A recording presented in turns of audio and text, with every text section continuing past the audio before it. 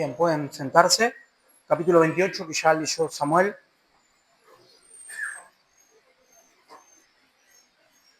Y vamos a hablar de la resurrección. Una de las cosas que le doy gracias a Dios es que veo un interés que es lógico que no sea por el predicador, sino que es por la palabra del Señor en muchos hermanos y hermanas a través de estas predicaciones que ya llevan más o menos 2 años y medio en el libro de Mateo, y que cuando llegaba a la conclusión esta semana que estamos en el capítulo 28 se me caía un lagrimón. Le decía a Analía en estos días que sé que no es el lugar propicio, no soy de escribir mucho en redes sociales, quizás lo hubiese hecho, pero me hubiese gustado poner un sinnúmero de gentes, comentaristas bíblicos, predicadores y personas que me han ayudado, ¿sí?, a poder elaborar estos mensajes.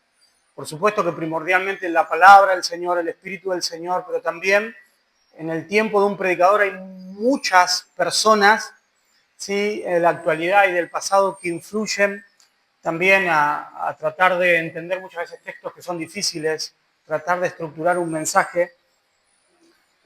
Y quizás hubiese sido la televisión, hubiese aparecido los créditos, ¿vieron? Aparecen al final.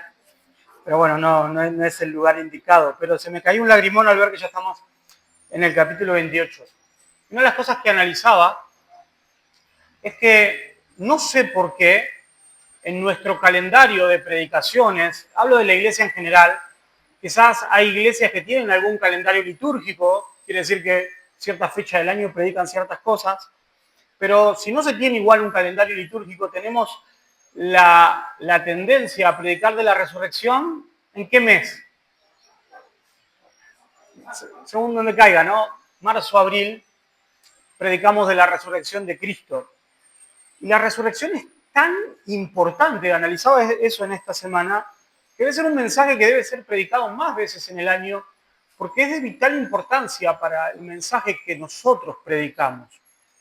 Es de vital importancia porque la Biblia nos dice, pero también es muy importante a la hora de articular, de tener que decir, a la hora de tener que anunciar este mensaje que nosotros predicamos. O sea, esto que nosotros conocemos como el Evangelio, las buenas noticias, ¿sí?, que nosotros tenemos que dar, se constituye principalmente y esencialmente de la resurrección de Cristo.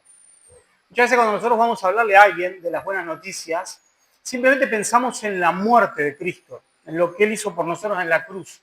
Pero la resurrección es esencial, de tal manera que es un mensaje central, que nuestros primeros hermanos en la antigüedad habían hecho algunos credos y algunos escritos esenciales para tener el mensaje del Evangelio, diciendo que Cristo es aquel que dio su vida en la cruz, estuvo en la tumba, pero que también resucitó como algo importantísimo.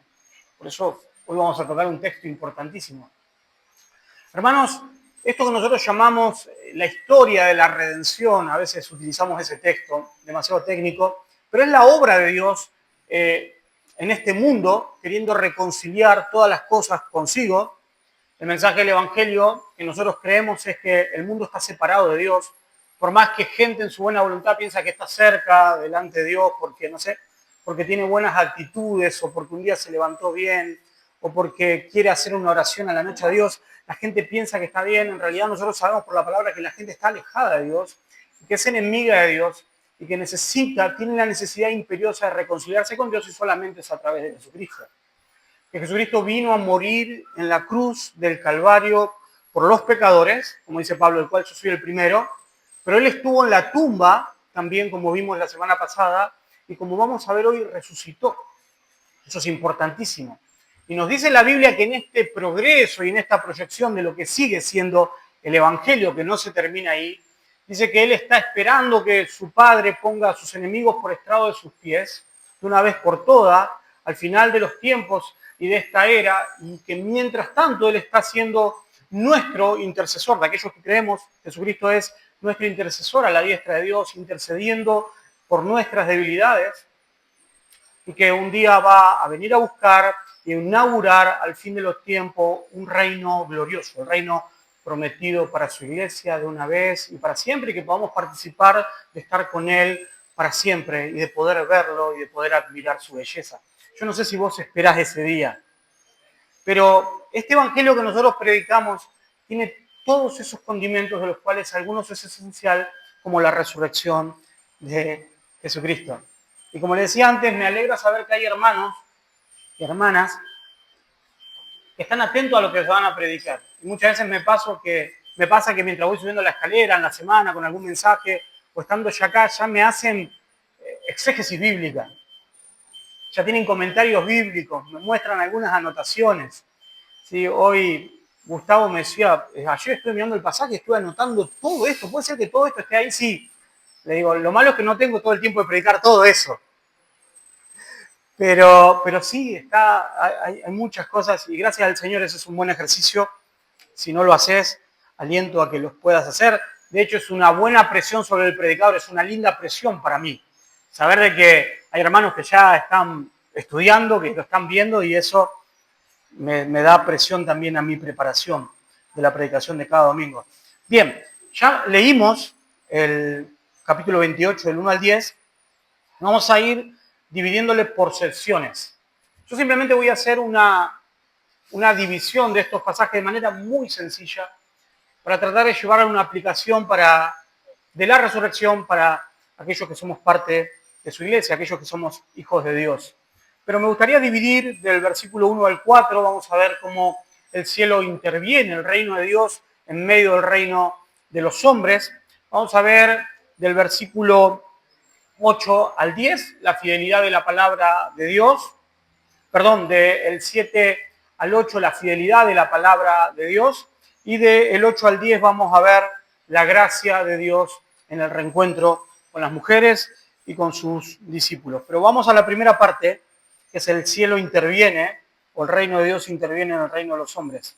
Dice, y leemos del versículo 1 al 4. Dice, pasado el día de reposo, al amanecer del primer día de la semana, vinieron María Magdalena y la otra María al ver el sepulcro. Y hubo un gran terremoto porque el ángel del Señor descendiendo del cielo, un ángel del Señor descendiendo del cielo y llegando, removió la piedra y se sentó sobre ella. Su aspecto era como un relámpago, su vestido blanco como la nieve, y de miedo de él, los guardias temblaron y se quedaron como muertos. Amén. Hasta acá nada más. Algunas cosas que me parecen importantes. Uno es, estamos hablando de la resurrección de Cristo. Y la resurrección, como dijimos, para nosotros es un hecho importantísimo. Los discípulos de Jesucristo en el libro de los Hechos, como lo vemos a Pedro en el capítulo 3, la primera gran predicación de un apóstol predicándole a una multitud, hablan esencialmente de la resurrección de Cristo. Así que es algo muy importante y es importante para nuestra fe. No es algo en lo cual podamos negociar la resurrección de Cristo. Como les venía diciendo a aquellos alumnos que hoy están en el secundario, que ingresarán a la universidad, personas que se manejan en algunos ámbitos que muchas veces les parezca esto un cuento de fantasía, yo quiero decirle, hermanos, que esta es una doctrina esencial de la fe, con algo que no se negocia, la resurrección de Cristo. No se negocia. Es algo esencial de nuestra fe, porque la base de nuestra fe, el evangelio que predicamos, la fe por la cual estuvieron dispuestos a dar la vida muchos de nuestros hermanos de la antigüedad, tiene que ver con la resurrección. Estos días Analía me decía que había visto, no sé si un cartelito, un reel o algo así, que decía el engaño, de manera sarcástica, por supuesto, ¿no? Decía el engaño de la fe cristiana, porque hay algunas personas que entienden que la fe cristiana es un engaño, que la resurrección es un engaño. De hecho, nosotros ya vimos la semana pasada, pero vamos a ver la semana que viene un poquito más de esto, acerca de que hubo una especie se orquestó una especie de mentira en la muerte de Cristo, pero hay personas que mantienen eso. Y Analía me contaba que veía en un video que decía el engaño de la muerte de Cristo y cómo había un montón de discípulos que en el primer siglo estuvieron dispuestos a dar su vida por esa verdad. Estuvieron dispuestos a dar su vida. Si vos te pones a analizar la vida de los primeros discípulos de Cristo, de aquellos que fueron discípulos directos de Cristo, la verdad que y la historia de cómo murieron muchos de ellos, en algún momento vas a dejar de leer, vas a pensar, ¿cómo puede ser que una persona llegue a dar su vida de esta manera, crucificado boca abajo, puestos en esclavitud de tal manera de morirse de hambre, de ser atados, ser torturados, cómo estaban dispuestos a dar su vida. Por eso, si esto era una mentira, ¿quién en su sano juicio podía inventar una mentira para después dar su vida? Una mentira se inventa para zafar, para cuidar tu vida, para eso se inventa una mentira. ¿Sí? Cuando la gente inventa una mentira o dice una mentira, ¿es para salvar el pellejo o no? Las mentiras diarias que se hacen es para salvar el pellejo. Bueno, en este caso era una mentira que ellos lo iban a exponer a la muerte. Entonces ahí vemos cómo el Evangelio nos muestra la importancia de la resurrección y que esto es una verdad de la fe cristiana. Por otro lado, también al ver la resurrección, vemos que nuestra fe comienza con Cristo resucitado, con esa verdad. Fe que no empieza o descripción o evento que no comienza ninguna de otras religiones. El budismo, que hoy es tan popular, hermanos, Buda no resucitó. Cuando vemos el Corán, vemos que tampoco Mahoma resucitó. Es más, cuando pensamos en santos y en papas, no resucitaron. Quieren hacerlo más coloquial y más cercano, el Gauchito Gil no resucitó. El único que resucitó y volvió de la muerte, mostrando testimonio con poder, es Jesucristo, nuestro Dios. ¿Amén? Por eso esto es tan importante el mensaje. Y el primer versículo empieza dando paso a protagonistas del evento que no pensaríamos que son protagonistas, que son las mujeres, como ya vimos la semana pasada, mujeres fieles que dice, pasando el día de reposo, al amanecer del primer día de la semana, vinieron María Magdalena y la otra María al ver el sepulcro. Si nosotros unimos esta historia con la historia de Juan y la historia de Marcos también, nos vamos a dar cuenta de que estas mujeres llegan al sepulcro porque siguen a José de Arimatea y a Nicodemo, que eran las personas ricas que los entierran en el sepulcro de José de Arimatea, y se ve que estas mujeres estaban tan ansiosas que fueron a ver dónde era el lugar y de esa manera al otro día pueden llegar. El Evangelio de Marcos nos dice que estas mujeres, pasado el día de reposo, fueron a comprar fragancias y todo lo que se utilizaba, los aceites para poder ungir el cuerpo. Porque parece que por la urgencia del día de reposo, que no se podía tocar muertos, parece que no pudieron tener tiempo de comprar las cosas, pero ya cuando pasó el día de reposo, ellas fueron seguramente a las ferias, a los mercados donde se vendían estas especies aromáticas y fueron a comprar para poder ungir al Señor y para poder cuidar su cuerpo. Pero no vamos a hablar de estas mujeres, sino que vamos a hablar después de estas mujeres. Sí me gustaría concentrarme en el versículo 2, 3 y 4. Dice, y hubo un gran terremoto porque un ángel del Señor descendió del cielo y llegando removió la piedra y se sentó sobre ella. Su aspecto era como de un relámpago y sus vestidos blancos como la nieve. Y de miedo de él, los guardias temblaron y se quedaron como muertos. Y acá es el primer punto. Es el reino de los cielos interviniendo sobre el reino de los hombres. Dice que vino un ángel. Y da la descripción del ángel. Dice que tenía vestidos blancos como nieve. Una descripción de un ángel que todos esperamos ver, ¿o no? Un ángel que cuando nosotros leemos las Escrituras ya estamos condicionados para ver un ángel así. Cuando Daniel nos habla de ángel, vemos un ángel en esta descripción. Cuando vemos los ángeles de Hechos 1 que escoltan a Jesús, cuando es llevado en una nube, son ángeles con vestiduras blancas. En el libro de Apocalipsis vemos ángeles con vestiduras blancas, así que estamos condicionados a ver ángeles de esta manera. Pero creo que quizás no llegaríamos a la dimensión de lo que es ver un ángel, por la descripción que nos habla de los soldados, y ahora voy a entrar en eso. Pero dice que apareció este ángel sentado sobre la piedra. Y yo no sé si ustedes piensan que estaba sentado descansando sobre la piedra, que estaba como en una reposera, sino que el sentarse en el lenguaje bíblico es mucho más. El sentarse es terminar una obra, el sentarse habla de autoridad. Y yo puedo imaginarme a ese ser sentado de esa manera, mostrando de que algo poderoso, un evento poderoso había ocurrido. Que esa piedra ya había sido removida. Y fíjense que aparece de nuevo el gran terremoto, que habíamos hablado ya en la crucifixión, como símbolo del poder de Dios, como símbolo del juicio, aparece también acá. Así que vamos a ver el poder del cielo y del reino de Dios interviniendo en el reino de los hombres con un gran contraste con los soldados. Nosotros habíamos visto en la crucifixión que los soldados, o sea, el poder humano, creo que podríamos ver a los soldados como un símbolo del poder humano, se están burlando del Cristo que está sostenido en una cruz. Pero ahora, una hora más antes, Dios resucita con poder a su Hijo y ahora parece que la tortilla se da vuelta. Y ahora el poder de Dios interviene en el reino de los hombres, haciendo un contraste entre este ángel, como símbolo del poder de Dios, con aquellos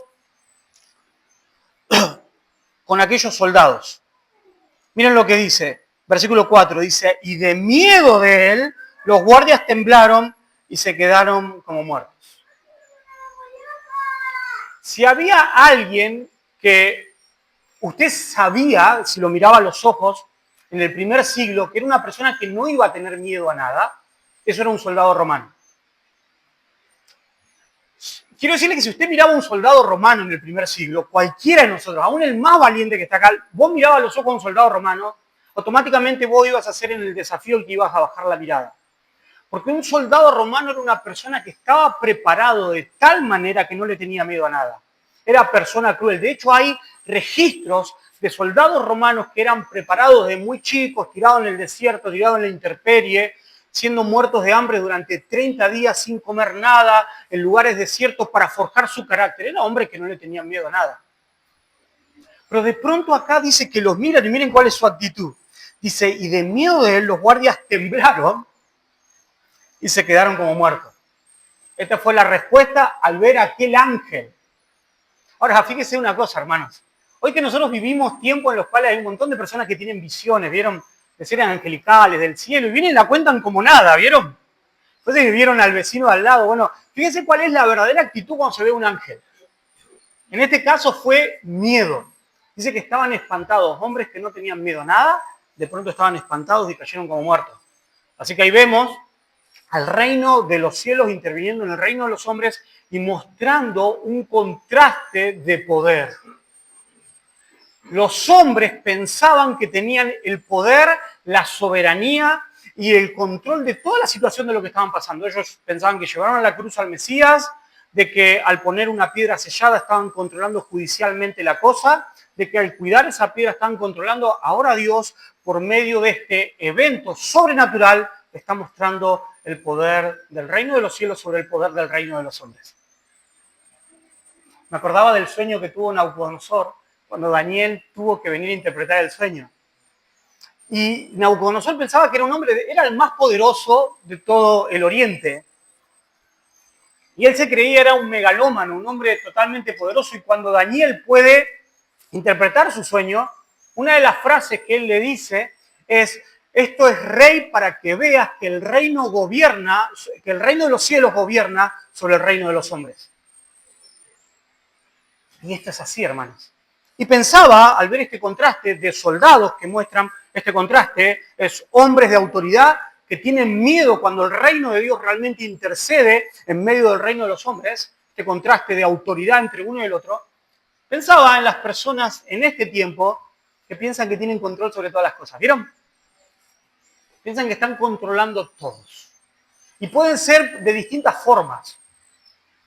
Desde las grandes élites que piensan que están controlando todo porque tienen dinero, porque son billonarios, a personas que cortan el bacalao quizás en cuestiones que tienen que ver con cuestiones tecnológicas, inteligencia artificial, personas que quizás están en lugar de poder, que solamente tocan el botón rojo y pueden tirar un misil de tal manera que pueden volar quizás a otro país, personas que tienen poder, fíjense cómo quedan delante del reino de los hombres.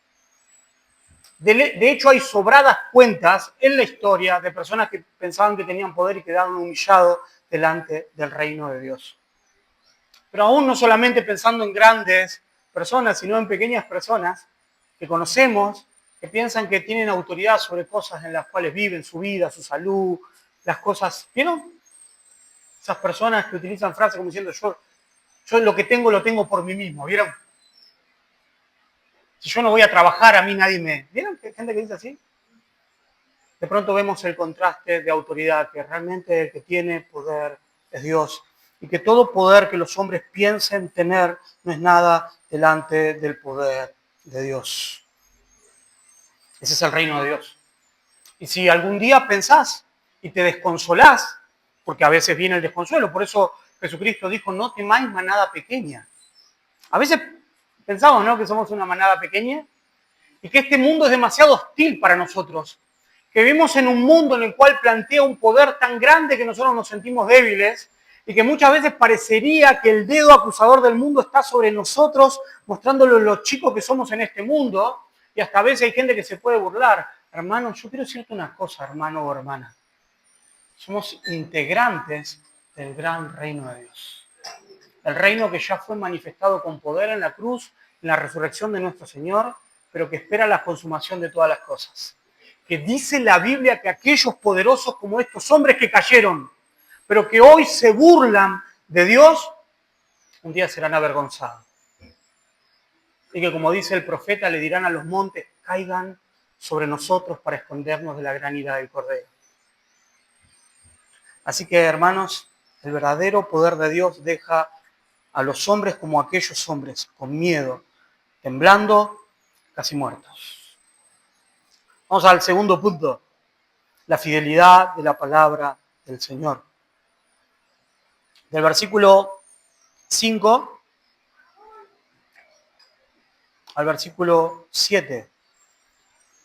Dice, mas el ángel respondió y dijo a las mujeres, no temáis vosotras, porque yo sé que buscáis a Jesús, al que fue crucificado. No está aquí, pues ha resucitado, como dijo, venid, ved el lugar donde fue puesto el Señor, e id pronto y decid a sus discípulos que ha resucitado de los muertos, y aquí va delante de vosotros a Galilea, allí le veréis, he aquí os lo he dicho.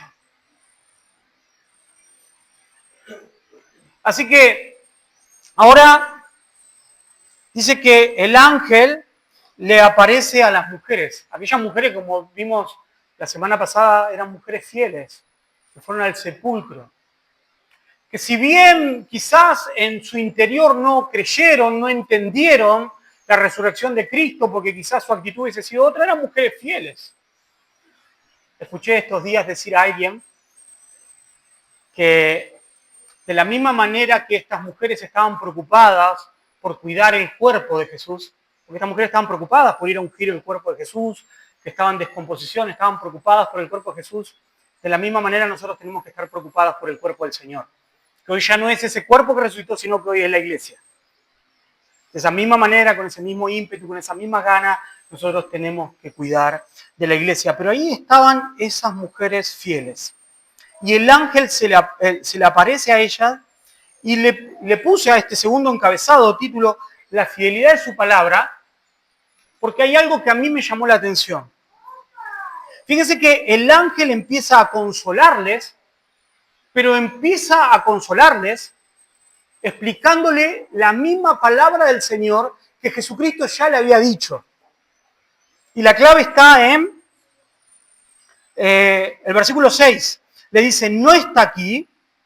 Dice, pues ha resucitado como dijo. ¿Cómo dijo?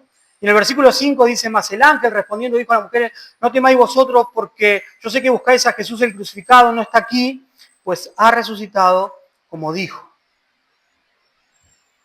¿Qué es lo que está haciendo el ángel? Le está recordando lo que Cristo ya había dicho. Y hermanos, le está poniendo de nuevo la palabra de Cristo en el corazón de ellas para que ellas tengan confianza. Le está mostrando que la palabra de Cristo, la palabra del Señor es fiel. Le está mostrando que lo que el Señor había dicho en varios capítulos, en el capítulo 13, por ejemplo, en el capítulo 16, por ejemplo, el libro de Mateo, que él iba a morir y iba a resucitar, son palabras verdaderas. Que las promesas de él, que lo que él había dicho unos capítulos antes de que vayan a Galilea, eran verdad. Así que le está mostrando la fidelidad de la palabra de Dios. Y mirando la Biblia, veo que esto es un patrón, un principio que pasa muchas veces en la Biblia. El Señor hace una obra grande, o muestra algo grande de su poder, pero antes lo promete. Después ese hecho pasa y después Dios explica qué es lo que pasó en ese proceso. Lo hace en el pacto con David, por ejemplo, pero en uno de los lugares que podemos ver lo más significativo que lo hace, por ejemplo, es en el Éxodo. Dios promete a su pueblo que Él los va a liberar. Les promete eso. De la misma manera que Jesús dice que Él va a resucitar, Dios promete y dice que va a liberar a su pueblo.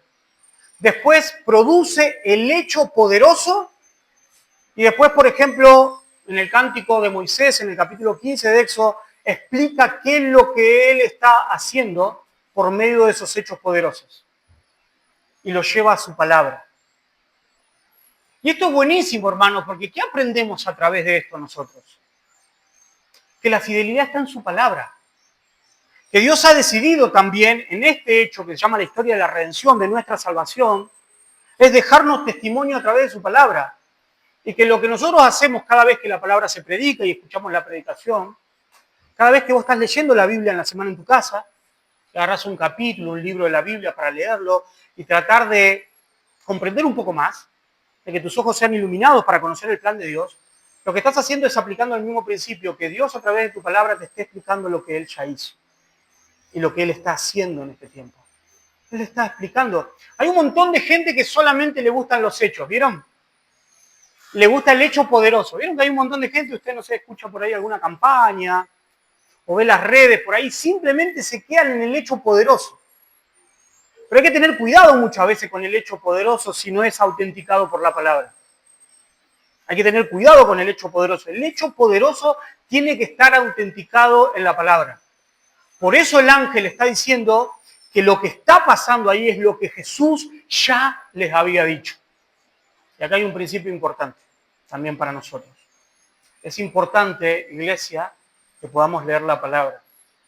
Es importante, es vital, porque Dios habla a través de su palabra y muestra la fidelidad de su palabra y nos explica qué es lo que Él ha hecho, qué es lo que está haciendo con nosotros, qué es lo que está haciendo con su iglesia y cuál es el plan que Él tiene. El ángel hizo eso. Y pensaba, mientras preparaba este punto, qué importante que nuestra lectura bíblica no sea de un verso bíblico sacado de por allá, de un texto que me acordé de un día. Puede ser que sea parte de nuestra dieta, si algún día no tengamos tiempo, agarrar mi salmo favorito, agarrar simplemente los textos que me parezcan más fácil. Qué importante que es tener un plan de lectura. Qué importante es aquellos que somos hijos de Dios, y eso muchas veces es como también el ejercicio, hermanos, porque yo entiendo que hay hermanos acá que tienen distintas experiencias, quizás hay algunos que tienen más años en la fe, más años escuchando predicaciones, más años leyendo la Biblia, hay hermanos que han pasado por un instituto bíblico, hay hermanos que están comenzando hace poco, pero vieron, esto es como el gimnasio quizás. Vos vas al gimnasio y te vas a encontrar que uno tiene el brazo así. De pronto te vas a encontrar otro que es. Y vos decís, este llegó el primer día. Bueno, puede ser eso.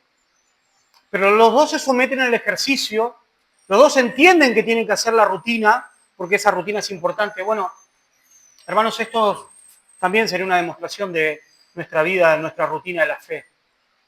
Cada uno de nosotros tenemos la responsabilidad de leer los dichos de Jesús, que hoy está en su palabra. Dice Hebreos 2 que hoy Dios ha decidido hablarnos a través de su Hijo, a través de su palabra. Porque solamente a través de su palabra, hermano y hermana, podés conocer el plan de Dios, qué es lo que Dios está haciendo. Y eso no puede ser de una manera por inspiración. Yo quiero animarte de esta manera, quiero exhortarte.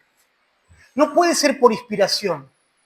No puede ser el martes a la tarde cuando agarraste mate con bizcochito y tenés ganas de leer. No puede ser de esa manera.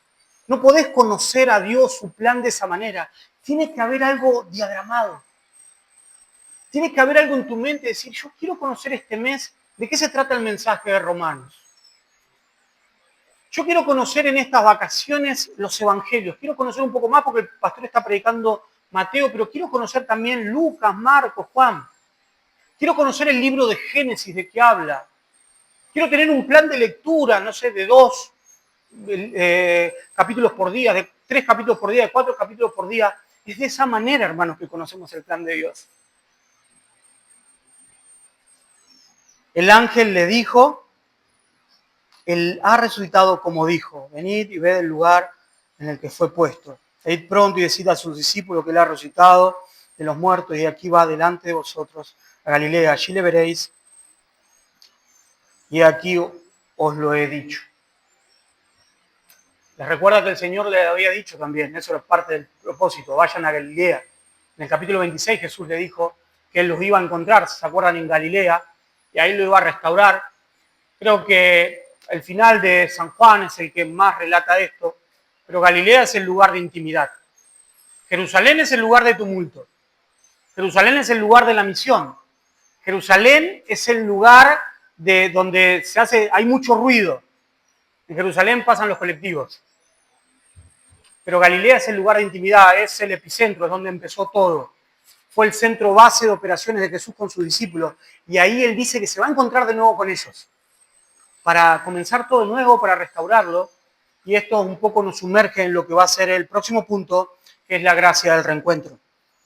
Versículo 8. Dice, entonces ellas, saliendo del sepulcro con temor y gran gozo, dice, salieron corriendo a dar las nuevas a sus discípulos. Mientras iban a dar las nuevas a los discípulos, he aquí Jesús les salió al encuentro diciendo, salve, y ellas, acercándose, abrazando sus pies, le adoraron. Entonces Jesús les dijo, no temáis, id, dad las nuevas a mis hermanos para que vayan a Galilea y allí me verán.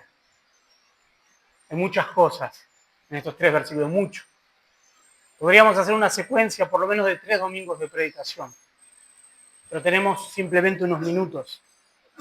Y le puse a este punto la gracia del reencuentro porque podía haber algo en este texto, muchas cosas. Pero vamos por parte. En el versículo 8 dice, entonces ellas salieron de sepulcro con temor y gran gozo.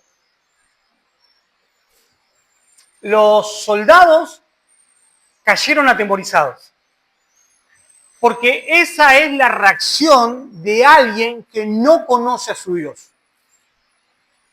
Esa es la reacción de alguien que le dice en el Sinaí, Moisés, anda vos, porque si no nosotros vamos a ser destruidos. Sin embargo, la relación de alguien que conoce a Dios es la relación de estas mujeres. Temor, por un lado, reverencia, quizás como la de Isaías, en el capítulo 6 de Isaías, pero a la vez de gran gozo, de gran ánimo, de gran emoción. Esto es el Evangelio. Algunos no entienden esto. Dicen, bueno, pero ¿no es un Dios bipolar el que predicamos? Que por un lado le tenés que tener un temor reverente y por otro lado te alegrás en él y tenés gozo.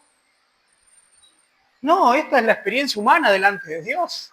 Fíjense, estas mujeres sintieron temor, pero un temor reverente, no un temor de miedo, temor de que acá está Dios, acá está pasando la obra de Dios.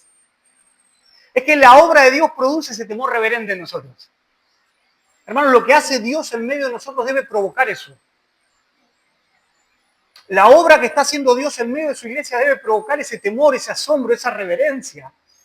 Hermanos, yo no dejo de tener ese temor y esa alegría cuando veo la obra de Dios en este tiempo. Y quizás alguno me pregunte y me diga, bueno, pastor, pero ¿cuándo fue la última vez que viste piedra removida? La verdad es que yo no vi piedra removida. Pero veo la obra de Dios día a día, empezando por mi vida, hermanos, que me da temor y me alegra. Cada vez que veo un pecador que pasa de muerte a vida, cada vez que veo la obra de Dios en medio de su iglesia, cada vez que veo la obra de personas que llegan aún de mi propia vida, hecha un desastre, estando lejos de Dios y ver cómo al caminar cada vez se va haciendo más parecido a Cristo, hermanos, me encuentro como aquellas mujeres, con temor y alegría por lo que hace Dios. Dice que estas mujeres tuvieron una actitud diferente. El mundo que no conoce a Dios tiene un temor como el de los soldados. Temor fulminante. Aquellos que conocen la obra de Cristo pueden saber que Dios es un Dios poderoso, soberano, de ira, pero también que muestra la misericordia a través de sus hijos y que podemos tener alegría. ¿Estás contento en esta mañana? Yo sé que cuando muchos de ustedes adoraron con los signos, escucharon la Biblia, lo hicieron con un temor reverente. Pero también hay un sentido de alegría. Él resucitó. ¿Qué sería de mi vida sin Cristo? qué gran evangelio que tengo. ¿Qué es lo que Dios está haciendo en medio de nosotros? Él es la perla de gran precio. Qué gran Dios que tengo. Hay temor y hay alegría. Y se fueron corriendo a dar las nuevas a sus discípulos. Esa alegría lo que produce es que nosotros querramos contar también qué es lo que hemos visto. Por eso los discípulos en Hechos dijimos, no podemos dejar de contar lo que hemos visto y oído. Mientras iban a dar las nuevas a los discípulos, aquí les salió al encuentro Jesús diciendo salve. Y ellas acercándose abrazaron sus pies y le adoraron. La palabra que aparece ahí como original cuando se les aparece Jesús y le dice salve, tiene muchas traducciones. Entre ellas es tengan alegría. Es una palabra de ánimo. Vamos. Es una palabra de un encuentro de alguien que se alegra de ver a otra persona. Y eso es lo que le dice a Jesús. Salve. Y ellas acercándose abrazaron sus pies y le adoraron. Jesús les sale al encuentro y dice que ellas abrazan sus pies y le adoran. Automáticamente ellas se dan cuenta de algo. De que ahí estaba su Señor. De que quien estaba ahí era su maestro. Era su maestro. Pero automáticamente se dan cuenta que era su Dios. Porque dice que lo abrazaron y lo adoraron. Y saben que esta es una de las, lo que se llama en la Biblia, las inferencias explícitas de la divinidad de Cristo. O sea, esta es una inferencia explícita de que Cristo es Dios. ¿Cómo saber que Cristo es Dios, por ejemplo, en los evangelios? Bueno, esto es una inferencia explícita. La Biblia nos enseña a través de todas las escrituras y en el Antiguo Testamento que el único que puede ser adorado es Dios. Estas mujeres llegan y adoran. Estaba leyendo este texto en la semana y lo estaba leyendo en el escritorio y automáticamente cuando leí que las mujeres lo abrazaron y lo adoraron, automáticamente mi mente se fijó en algo en mi biblioteca. ¿Y saben en qué? En la Biblia de los testigos de Jehová que tengo ahí. Automáticamente puse ahí. Dije, ¿qué dirá esta Biblia acá cuando dice que adoraron a Jesús? Así que agarré, saqué la Biblia y me puse a mirarla. Cuando usted ve la Biblia de los testigos de Jehová, que ellos no creen que Jesucristo es Dios, ¿saben lo que dice en una traducción de las más débiles? Porque miren que aún a los testigos de Jehová, siendo honestos, podría decir, bueno, se equivocaron en esta, pero la verdad que esta es demasiado débil, demasiado fraudulenta. ¿Saben lo que pusieron? Dice, cuando las mujeres se acercaron le rindieron homenaje. Dice, las mujeres se acercaron y le rindieron homenaje. Juego vivo de palabras. Hermanos, se le rinde homenaje a un abuelo de 90 años quizás, que dio todo en esta vida. Se le rinde homenaje, no sé, a un doctor que le salvó en la operación del corazón a una persona. Se le rinde homenaje a un deportista. No sé. Pero al único que se le adora es a Dios. El único que recibe verdadera adoración es Dios. Y al igual que lo que pasó en el episodio de la barca, cuando Jesús camina sobre la barca, dice que sus discípulos se postraron y le adoraron, estas mujeres, dice que se postran, le abrazan y le adoran, demostrando que aquel que está ahí no es un mensajero, que aquel que está ahí no es un gran maestro, que aquel que está ahí no es la primera creación de Dios como creen algunos, que aquel que está ahí es el verdadero Dios encarnado, aquel a quien se le debe adoración.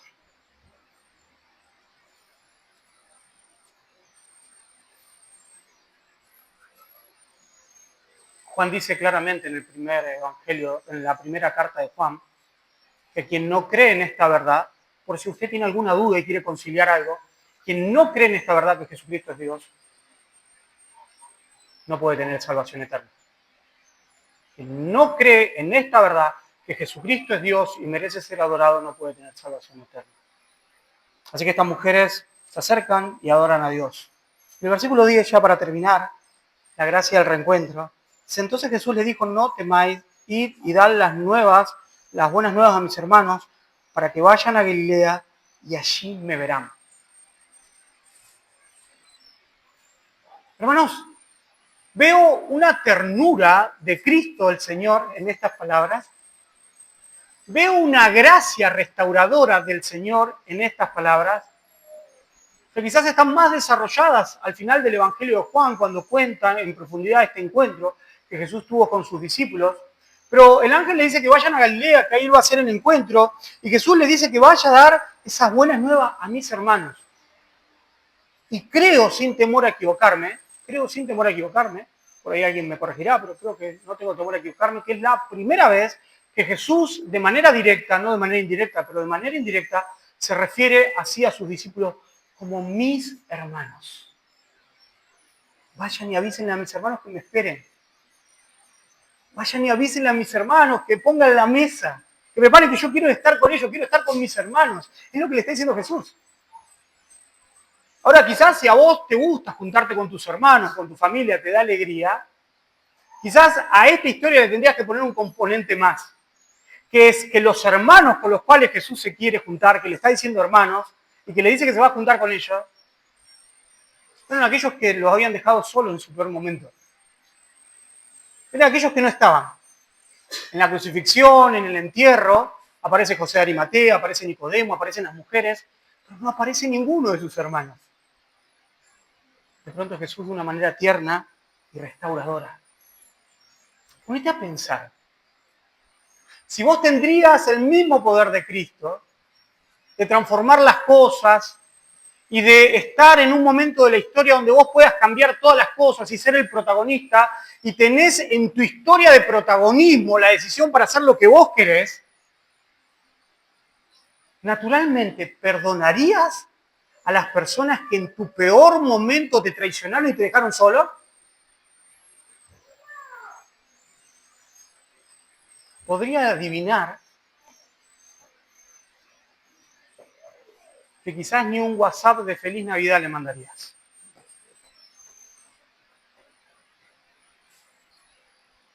Sin embargo, Jesús dice, son mis hermanos. Avísenle a ellos, quiero estar con ellos. Esa es la gracia del Señor, hermanos. Este es el evangelio que predicamos. Es un evangelio de restauración, es un evangelio de segundas oportunidades, es un evangelio que restaura a aquellos que se han equivocado. Es el evangelio de Cristo, que no es hombre como nosotros. No tiene sentimientos de ira iguales a los nuestros. Los sentimientos de ira de Dios es una ira por el pecado. Pero los sentimientos de ira de Dios son justos siempre, pero su misericordia sobrepasa todas aquellas cosas que podemos pensar. No teman, no teman. Y ese es un gran mensaje para nosotros. En los momentos de mayores dificultades, en los momentos donde parece que fallamos, en los momentos donde parece que no somos dignos, en los momentos que bajamos la mirada porque sabemos que no estamos cumpliendo con las expectativas que Dios tiene de nosotros, en ese momento viene esta palabra justa: no temas. Sos mi hermano. Quiero restaurarte. Gloria al Señor por su palabra. Quiero terminar, hermanos, con una aplicación acerca de la resurrección para nuestra vida cristiana. Para que esto no solamente sea una historia que quede en la vida de Cristo, que es lo más importante, sino para que podamos ver que el Nuevo Testamento lo conecta directamente con nosotros. O sea, la resurrección, la doctrina de la resurrección, de que Cristo haya resucitado de los muertos, ese testimonio de Dios está conectado con nosotros. En la resurrección se muestra el poder de Dios. Fundamentalmente, lo que está mostrando Dios al resucitar a Cristo es el poder. ¿Saben que una de las cosas que yo me puse a pensar en estos días cuando veía la resurrección de Cristo, en Marcos, en Lucas, en Juan, en Mateo, que no hay ninguno de los evangelistas que se haya dedicado a dar detalles de la resurrección? Ninguno, si usted se da cuenta. Ninguno dice cómo fue.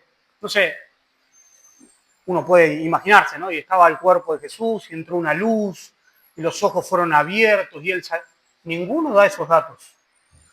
Simplemente nos muestra qué pasa alrededor y nos dice que él resucitó. Y por otro lado vemos a un ángel sentado sobre la roca y la roca ya abierta. Y alguno podría llegar a pensar, dice, bueno, el ángel movió la roca para que Cristo salga. No sé si pensaste alguna vez de esa manera. El ángel mueve la roca para que Cristo salga. ¿En serio podemos pensar de esa manera? Hermanos, está ahí el Rey de Reyes y el Señor de Señores. El Dios Todopoderoso está ahí. ¿Ustedes piensan que necesitaba de un ángel que le mueva la roca para salir? Cuando vemos el libro de Juan, también al final, que dice que él se encontró con sus discípulos, dice Juan que los discípulos estaban y pone hincapié en que la puerta estaba cerrada y por la puerta cerrada dice que Cristo apareció en medio de ellos. Así que no necesitaba que nadie le saque una roca. Él tenía poder. La roca no es para que Cristo salga. La roca es para el testimonio de aquellos soldados y de aquellas mujeres y para todos los que ven de afuera que Cristo ya no está más ahí. Ese es el testimonio de la roca abierta. Cristo ya no está más ahí. Resucitó, fue ascendido a la diestra de Dios y hoy está a la diestra de Dios intercediendo por nosotros, esperando hasta la consumación de los tiempos. ¿Y qué tiene que ver esa resurrección con nosotros, ese poder? Primera de Corintios. En la resurrección se ve el poder de Dios. Hay un montón de pasajes. Lo dice Pedro en su discurso. Lo dice Pedro en su primera carta. Lo dice el apóstol Pablo en Efesios. Lo dice el apóstol Pablo en Romanos también. El poder de Dios y la resurrección está ligado con nuestra vida espiritual. Primera de Corintios, capítulo 15. Ya estamos terminando.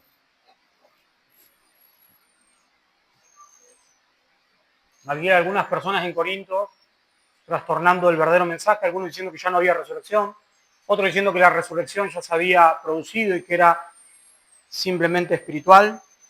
Otros ponían en duda la resurrección de Cristo y Pablo dice así, versículo 12, capítulo 15, 1 Corintios, versículo 12.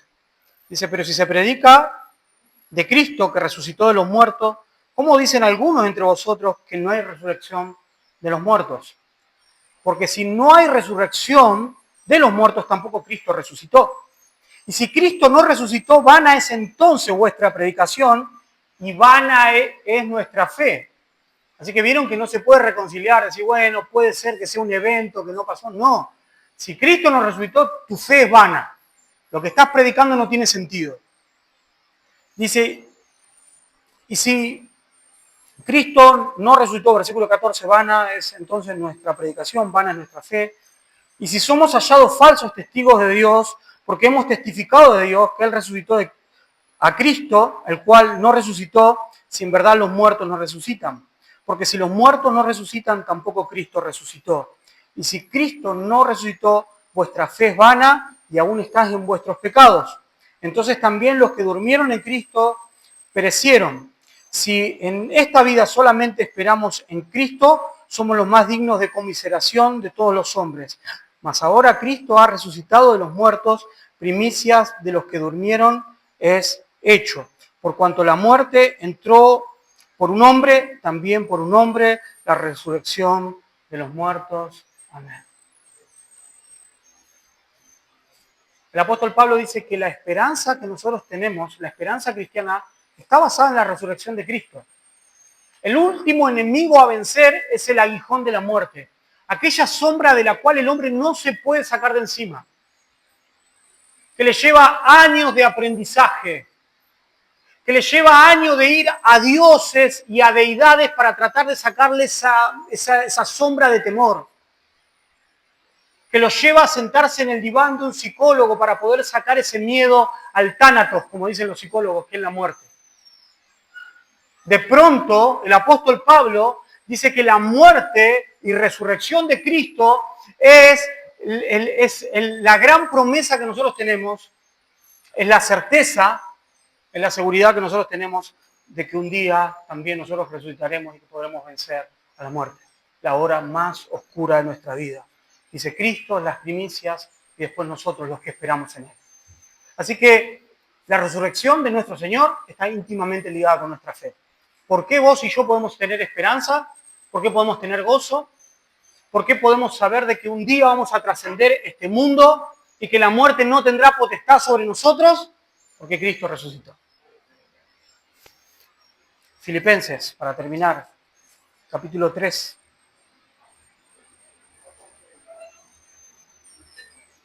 Versículo 10.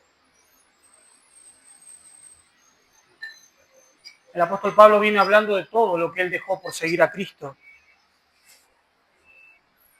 Y de que lo que él ahora le importa es tener una identidad en Cristo, no una identidad en los títulos que tenía antes. El apóstol Pablo desarrolla esta idea.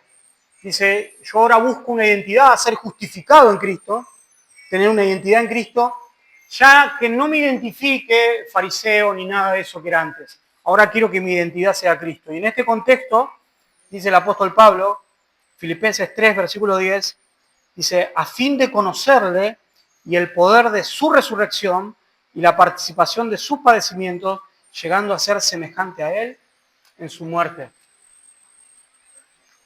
El apóstol Pablo dice que quiere conocerle, que su idea hoy es conocerle más. De que él dejó todo, como hace un verdadero cristiano, para seguir a Cristo y conocerle cada día más. Y en eso dice que él quiere conocer el poder de la resurrección de Cristo en él. Dice, y conocerle y el poder de su resurrección en él. Y cuando vemos el contexto de este pasaje, podemos ver que el apóstol Pablo está diciendo que el poder de la resurrección de Cristo en la vida de un cristiano, en la vida, en nuestra vida, tiene mucho que hacer. Que aquel poder, Pablo también lo dice en el capítulo 1 de Efesios 19 y 20, que el poder que resucitó a Cristo de los muertos hoy está en nosotros. Y que es ese poder que nos da esperanza para vivir la vida cristiana. Que ese poder en el cual Pablo depositaba su vida, dice conocer, la palabra ahí es gnosis, conocer de una manera especial, íntima, como cuando uno conoce a un amigo, una persona, o una pareja, su esposo de una manera muy especial. Dice, yo quiero conocer así el poder de Cristo, para vivir de una manera poderosa mi vida cristiana, para reafirmar más mi fe en Cristo, mi identidad en Cristo, para dejar cada vez más lo que quedó atrás, para poder agradarle cada día de una manera más verdadera y más fiel a lo que Él quiere. Y ese es el poder de Cristo que hoy necesitamos conocer. Ese es el poder de Cristo que necesitas conocer. El poder de la resurrección de Cristo es el poder para santificarte. Es el poder para que vos puedas romper todavía con hábitos pecaminosos que todavía vienen de tu vieja vida. El poder de la resurrección de Cristo es el único que puede darte la vida, el ímpetu para seguir adelante, para que puedas ser un fiel testigo de Cristo como aquellas mujeres, aún en los momentos de mayor dificultad. Dice el apóstol Pablo, necesito conocer ese poder. Hermanos, yo necesito conocer ese poder. Yo quiero ser cada día un mejor hijo de Dios, quiero parecerme más a Cristo. Y para eso necesito conocer ese poder. Es un poder transformador, que no quedó solamente hace 2000 años en la cruz del Calvario, abriendo esa tumba y resucitando a Cristo, sino que hoy es una promesa para cada hijo de Dios de experimentar ese poder para vivir tu vida cristiana no de una manera natural, sino de una manera sobrenatural por el poder de Dios. Vamos a ponernos de pie.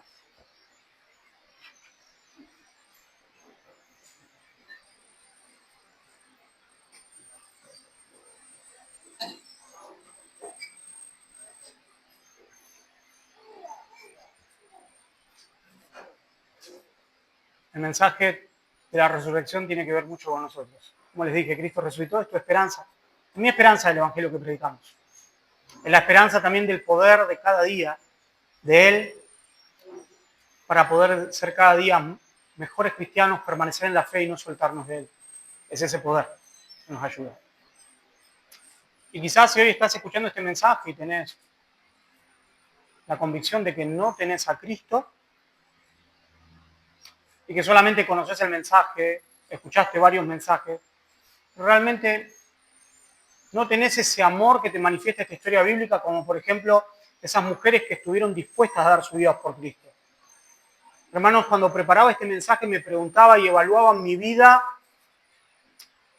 al lado de estas mujeres. que cuando fueron a buscar el cuerpo y cuando hicieron todo esto y estuvieron dispuestos a identificarse con Cristo, estaban dejando todo, estaban dispuestos a dar aún su vida. Y quizás decís yo, todavía no tengo ese compromiso, simplemente escucho mensajes, no tengo ese compromiso. ¿Qué es lo que tenés que hacer? Bueno, la clave está en lo que hicieron aquellas mujeres. Dice que se acercaron, y lo abrazaron a Cristo y lo adoraron. Esa es la cosa. Esas mujeres entendían que aquel que estaba ahí no era un hombre más, no era un contador de historia más, no era un buen hombre, era el Señor, el único que les podía dar vida. Y cuando nos encontramos con Jesús por medio de una palabra como esta, cuando escuchamos su mensaje, esa es la respuesta que podemos tener. Y si no tenés a Cristo, espero que esa sea tu respuesta en este día. ¿Cómo llegás a esa respuesta? Bueno, con plena confianza, decirle yo quiero que seas mi Señor, quiero que seas mi Salvador. Creo en ese mensaje. Realmente creo que moriste por mí en la cruz del Calvario, que resucitaste. Creo en eso. No hay otra forma de ser salvo. Cerrá tus ojos ahí donde está y vamos a orar.